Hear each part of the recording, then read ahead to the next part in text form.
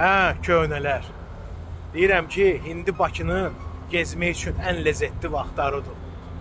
Bir 10-15 gündən sonra gezmək bir də getdi oktyabr ayına.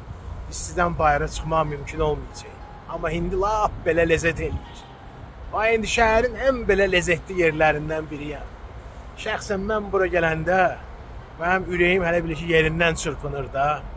Qəlbim də ki, hələ birbaşa qəlbdən qəlbə yəni ki, impulslar göndərir, impulslar yollayır. Arxa tərəfdə Nizami Gəncəvinin 7 gözəl poemasından Bəhram Qurun abidəsi, sol tərəfdə Rəşid Beybutov yaşayan o vaxtı var. Bu möhtəşəm bir arxitekturalı bir bina. Laf arxada da ki, bizim uşaqlığımızın əzizi funikülörü. Düzdür, indi funikulör tamam bambaşqadır. Çox qəşəng günü rekonstruksiya eləyiblər daha doğrusu.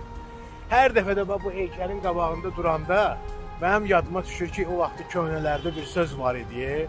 Deyirdilər ki, o Dağüstü Parkın üstündə nə vaxt ki, Kirov əlini aşağı salacaq, hələ o zaman da Bəhram Qur bu əjdahanın başını vuracaq.